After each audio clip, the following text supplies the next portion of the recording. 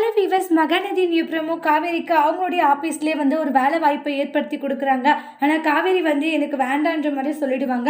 எதுக்காக நீ இப்படி எல்லாம் பண்ணிக்கிட்டு இருக்க காவேரி, நீ வேணும்னு சொல்லிட்டு நான் எவ்வளோ விரும்புகிறேன், எவ்வளோ ஆசைப்படுறேன், ஆனால் என்னுடைய ஆசையை நீயே புரிஞ்சிக்கவே மாட்டேங்கிற, என்னை மேலும் மேலும் காயப்படுத்தி கஷ்டப்படுத்திக்கிட்டே இருக்க அப்படின்ட்டுலாம் ரொம்பவே வருத்தப்பட்டு பேசிட்டு இருக்காங்க. இல்லை அது வந்து என்ன வந்து போய் நீங்கள் பண்ணுறது, நீங்கள் நடந்துக்கிற விதம் எதுவுமே சரியில்லை, என் மனசு அது ரொம்பவே கஷ்டமாக இருக்குது அப்படின்ட்டு காவேரி கிட்ட விஜய் ரொம்ப ஃபீல் பண்ணுறாங்க.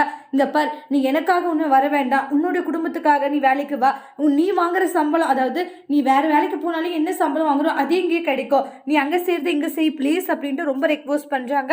அதுக்கப்புறமா தாத்தாவுமே வந்து இங்கே பாருமா, அவனுடைய ஆசைப்படி இந்த வேலைக்காச்சும் வாமா, இல்லைன்னா விஜய் நாங்கள் பார்ப்போமான்னு தெரியல. தாத்தா என்ன தாத்தா, ஏன்னா அவன் அப்படி ஒரு மலை நிலைமைக்கு ஆளாகிட்டாமா, அவனை பார்க்கும் போதெல்லாம் எங்களுக்கு ரொம்ப சங்கடமா இருக்கு. எப்படி இருந்த விஜய் இப்போ இந்த நிலைமையில வந்து உன்னை நினைச்சு கவலைப்பட்டுட்டு இருக்கா, அதெல்லாம் பார்க்கும்போது மனசுக்கு ரொம்ப சங்கடமா இருக்குமா, அதனால தான் சொல்றோன்ட்டு மனசுல இருக்கிற எல்லா விஷயத்தையுமே சொல்றாங்க. இனி காவேரி என்ன டிசிஷன் எடுக்க போறாங்க, விஜய்க்காக அந்த ஆபீஸ்லேயே வேலைக்கு சேர போறாங்களான்ட்டு அடுத்த வீடியோல பார்க்கலாம். தேங்க்யூ.